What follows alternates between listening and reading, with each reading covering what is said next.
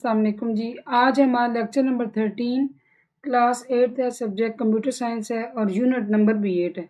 अच्छा, हम पढ़े थे बिजनेस प्लान ना कि हमने क्या क्या डॉक्यूमेंटेशन में पेपर वर्क जो था उसके मतलब हम पढ़े थे कि क्या क्या चीज़ें हमें शामिल करनी चाहिए।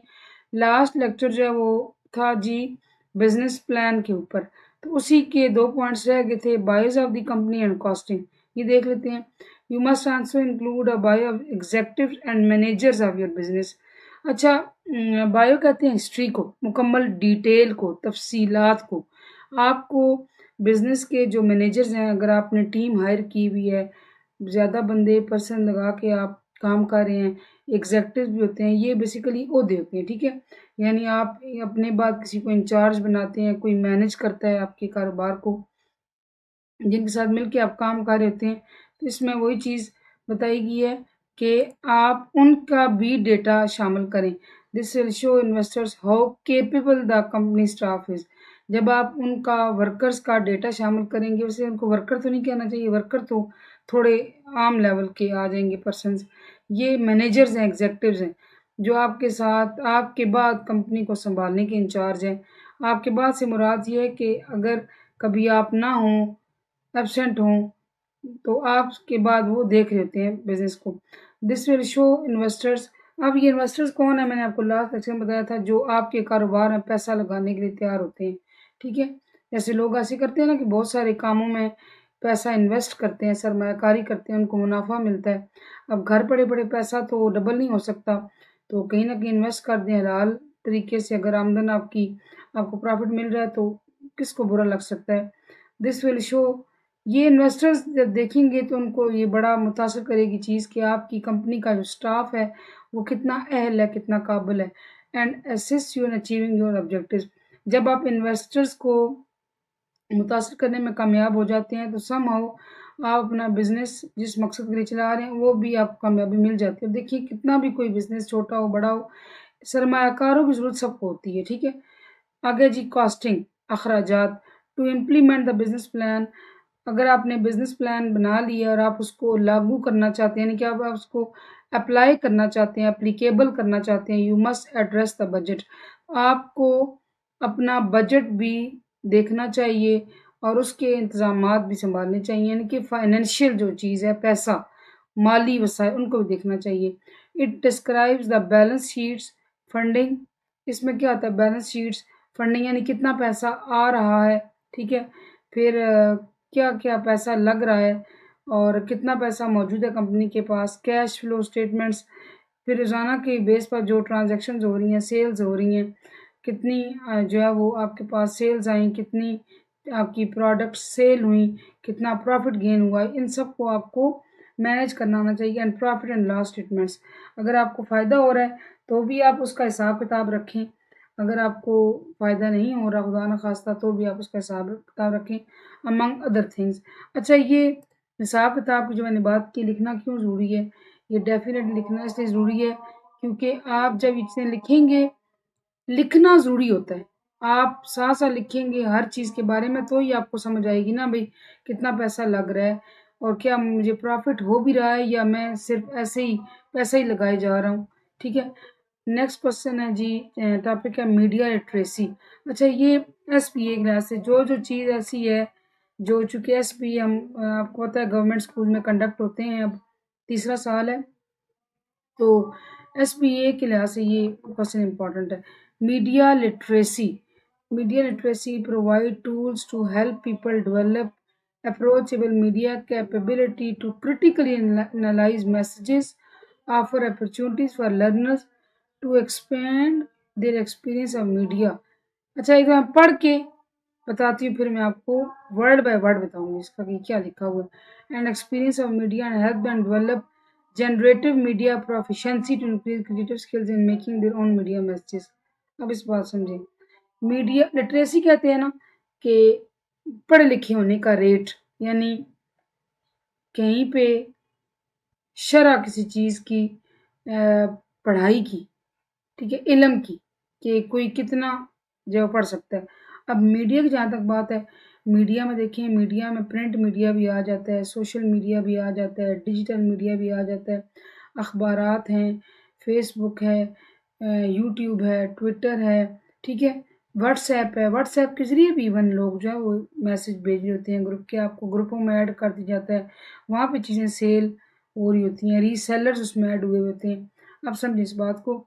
मीडिया लिटरेसी ऐसे टूल्स हैं जिनकी मदद से हेल्प होती है लोगों की, किस चीज़ के बारे में हेल्प होती है कि डेवलप अप्रोचेबल मीडिया कैपेबिलिटी, कि उनके अंदर इतनी सलाहियतें पैदा की जाती हैं कि वो इतने हो जाते हैं कैपेबल कि वो क्रिटिकली मैसेजेस को एनालाइज कर सकते हैं। कोई भी उनको पैगाम आए, मैसेज उनको व्हाट्सएप पे आ सकता है, टेक्स्ट मैसेज आ सकता है, फेसबुक पे आ सकता है, ठीक है? तो वो उसको तज्ज़िया करना उसका जानते हो। ऑफ़र अपॉर्च्युनिटीज़ फॉर लर्नर्स, ठीक है?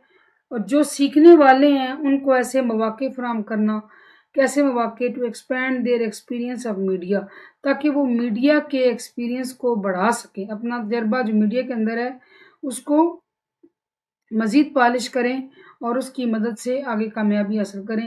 And helps them develop generative media proficiency, और उनके अंदर तामीरी सलाहियतें पैदा हों, मीडिया के मतलब उनको प्रोफिशिएंसी यानी कि वो एफिशिएंट हों, ज़्यादा अच्छे तरीके से काम करें।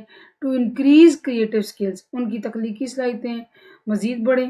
इन making their own media messages, अपने वो मैसेज खुद बनाना सीखें। Hence media literacy is highly important to create a successful business plan. Media literacy भी बहुत ज़रूरी है अगर आपने बिजनेस प्लान जो है वो कामयाब तरीके से बनाना है, क्रिएट करना है। अब इस बात को अगर मैं अपने लफ्ज़ों में समझाऊँ तो देखिए बच्चे, जब कारोबार किया जाता है ना, तो मैं जब भी कारोबार की बात करती हूँ तो मैं हमेशा ये कहती हूँ कि छोटा हो बड़ा हो, कारोबार कारोबार होता है, ठीक है? छोटा सा घर शुरू किया जाए या बड़ी कंपनी खड़ी की जाए, कारोबार कारोबार है, ठीक है?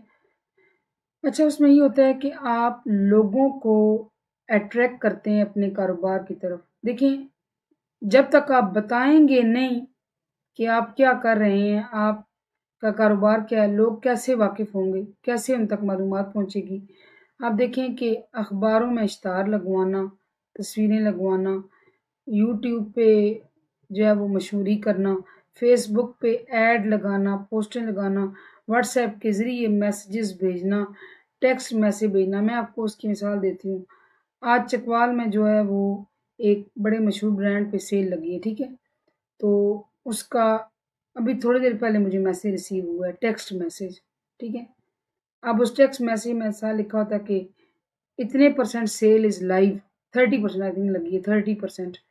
तो अब वो मैंने मैसेज पूरा पढ़ा नहीं, लेकिन ऑब्वियसली कोई ऐसा बंदा उन्होंने हायर किया हुआ होगा जो बंदा ये मैसेज बना के भेजता होगा, ठीक है?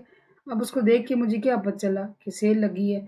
तो जब आप इस तरह की चीज़ देखते हैं तो ऑटोमेटिकली आप अट्रैक्ट होके, चूँकि सेल है तो आप कहते हैं कि मैं ज़रा मतलब थोड़ी सी बहुत शॉपिंग कर ली जाए, ठीक है? तो इस तरह भी ग्राहकों को, कस्टमर्स को अपनी तरफ मुतवज्जो किया जाता है, ठीक है? जैसे आपने फेसबुक ऐड देखे हैं, पोस्टर्स हैं, पम्फलेट्स हैं, ब्रोशर्स हैं, ठीक है?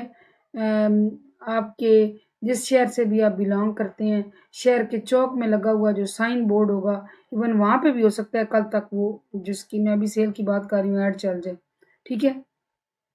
लोकल जो मेरे सिटी के अंदर जो केबल के आते हैं, चैनल आते हैं, जो लोकल चैनल है माय सिटी का, उस पे भी ऐड आ जाएगा, ठीक है? तो ये सारा मीडिया है। ये मीडिया के तरीक़ेकार को इस्तेमाल करते हुए लोगों तक अपने कारोबार की मशहूरी की जा रही है। तो मीडिया लिटरेसी भी जब आप कारोबार कर रहे हैं, एंटरप्रेन्योरशिप में आपने कदम रख दिया इस मैदान में, तो आपको मीडिया लिटरेसी का भी पता होना चाहिए, ठीक है? आगे जी project management. Project management is crucial, crucial होता है बहुत ज़रूरी, since it's guarantee that the project is being followed properly. जब प्रोजेक्ट से मुराद, अगर प्रोजेक्ट का लफ्ज़ जहाँ कहीं आपको नज़र आए तो उसका मतलब कोई टास्क भी हो सकता है, कोई काम भी हो सकता है, सादा से ज़्यादा, मुश्किल से मुश्किल, पेचीदा से पेचीदा, ठीक है?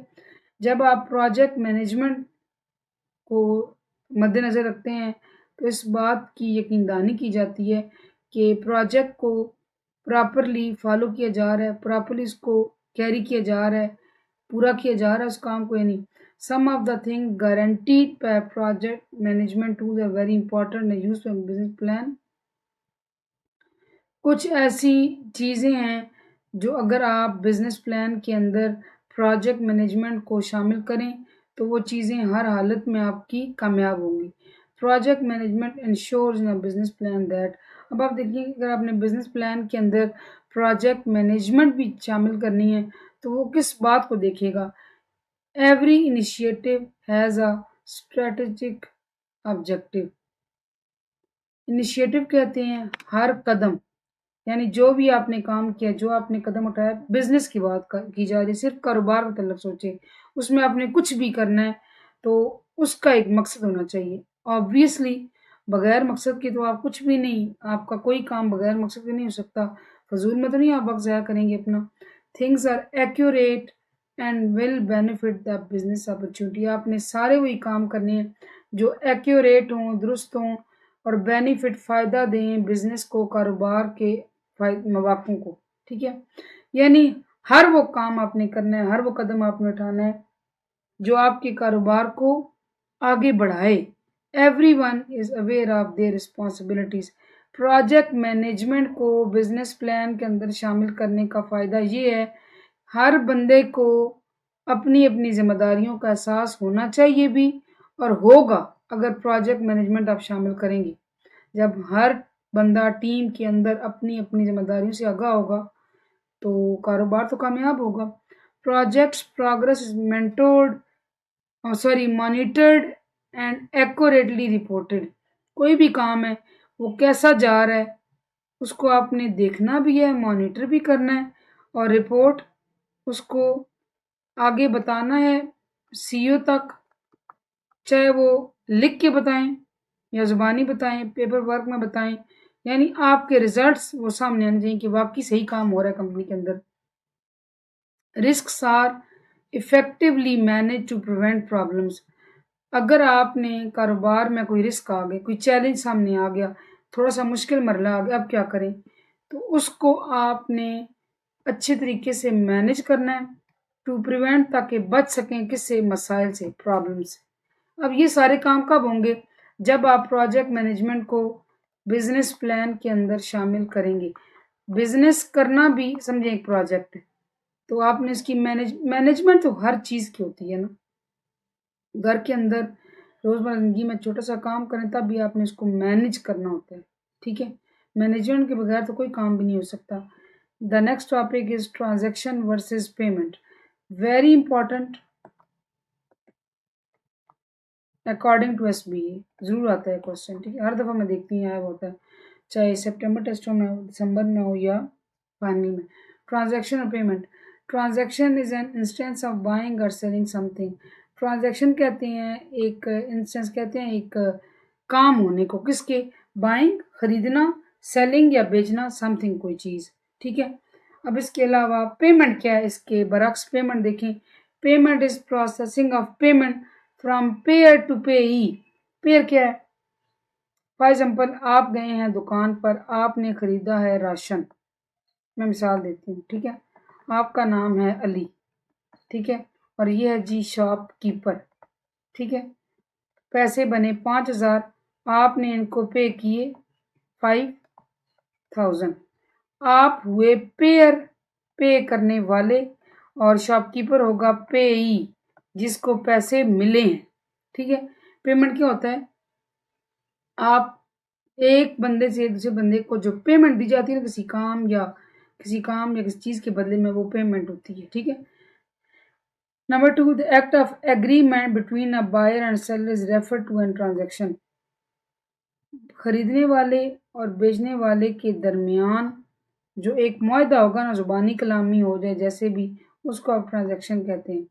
जबकि ये क्या है, it is act of making a payment. Payment क्या है, बस आपने पेमेंट अदा करनी, आप करें या ज़िंदगी किसी मरले में देखें, कोई भी ऑनलाइन पेमेंट करनी है, दुकान पर, ऐसे कई मौके होंगे जब पेमेंट करनी पड़ती है, ठीक है। कोई चीज़ खरीदते हैं जाकर, वहाँ भी अगर ले लेते हैं तो पैसे जो पे करते हैं छोटी दुकान पे, बड़ी दुकान पे, कम पैसे, ज़्यादा पैसे, वो पेमेंट है। Number 3, the amount of money exchange for products and services. अब ट्रांजैक्शन क्या है जी? ट्रांजैक्शन खास तौर पर पैसों के लिहाज से आती है, ठीक है। अमाउंट ऑफ मनी, पैसे की तादाद, रकम। एक्सचेंज, जो आप एक्सचेंज करते हैं यानी कि तबादला करते हैं, देते हैं या रिसीव करते हैं, किसके बदले में? या तो कोई चीज़ आपने ली है या कोई काम करवाया किससे, ठीक है। ट्रेड और exchange of products and services. लेकिन पेमेंट सिर्फ और सिर्फ क्या है? ये तो इसमें तो पैसों का जिक्र भी है ना। पेमेंट के अंदर क्या है जी? ट्रेड और exchange of products and services. ये या तो कोई प्रोडक्ट होगी या कोई काम होगा। प्रोडक्ट से मुराद कोई चीज़ भी हो सकती है। आप कच्ची पेंसिल खरीदने जाएं तो वो प्रोडक्ट है, रेजर खरीदें वो भी एक प्रोडक्ट है, ठीक है। तो ये खास तौर पे क्या है? किसी का तबादला, प्रोडक्ट, कोई चीज़ देना या कोई चीज़ खरीदना, ये क्या होता है जी? पेमेंट इसको कहते हैं। ये फ़र्क है जी ट्रांजैक्शन और पेमेंट के अंदर। और अब थोड़ा सा बल्कि यहाँ तक पढ़ लेते हैं, इसके आगे भी है। Examples of transaction with their payments are as follows. Acquiring ownership of the property the seller previously owned by paying the seller the cash and note. अब देखिए, एक्वायरिंग हासिल करना, ओनरशिप मलकियत यानी मालिक बनना, प्रॉपर्टी कोई चीज़, जायदाद, कोई कुछ भी हो सकता है, ठीक है। द सेलर प्रीवियसली ओन्ड, जो आपको सेल कर रहे हैं ना, उसकी फॉर एग्जाम्पल एक प्लॉट है, एक बंदे की मलकियत है, वो अब आगे सेल कर रहे हैं, तो पहले वो उसको ओन कर रहा था ना, पहले इसका था। Bye paying the seller with cash and note, आप उसको क्या करें? आप उसको पैसे दें। फॉर एग्जाम्पल प्लॉट है 10 लाख का, 20 लाख का, तो आप उनको कैश दें, ठीक है। ऑनलाइन भेजें या कैश मतलब कि बाय हैंड दें, तो ये होगी पेमेंट, सॉरी ये होगी आपकी ट्रांजैक्शन, ठीक है। Paying an employ for hours of work, ये आप एग्जांपल किसकी हैं? ट्रांजैक्शंस की हैं। आपने एक एम्प्लॉय से काम कराया, एम्प्लॉय होते हैं ना आपकी कंपनी में काम करने वाले। फॉर एग्जांपल एक दफ्तर के अंदर एक बंदे ने एक्स्ट्रा टाइम लगाया है, ठीक है। एक दिन उसने एक्स्ट्रा, या उसने महीना पूरा हर रोज़ 1-1 घंटा एक्स्ट्रा लगाया, पूरे 30 दिन, तो 30 घंटे उसके एक्स्ट्रा बन गए। आखिर में उसको 30 घंटों की पेमेंट ज़्यादा मिली, लेट्स सपोज 30,000, ठीक है ना। 1 घंटे का 1,000, तो ये 30,000 मिली है। ये क्या है? ये उसके आवर्स ऑफ वर्क की पेमेंट, यानी उसने जो काम किया उसकी पेमेंट। ये ट्रांजैक्शन की एग्जांपल्स हैं, ठीक है जी। होपफुली आपको समझ आया होगा। Thank you for watching.